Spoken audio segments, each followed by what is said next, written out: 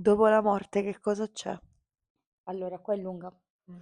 Secondo me ci sono tipo degli universi paralleli, tipo dimensioni, che noi quando moriamo in realtà abbiamo passato una dimensione e nemmeno un'altra, Mm. capito? Quindi non moriamo effettivamente, cioè cambiamo dimensione. E tipo cambiamo anche forma. Sì, quello sì. È una dimensione che non possiamo vedere, tipo la seconda dimensione non può vedere la terza dimensione, giusto? Mentre la terza dimensione può vedere la seconda. Quindi noi non possiamo vedere i morti, però i morti possono vederci.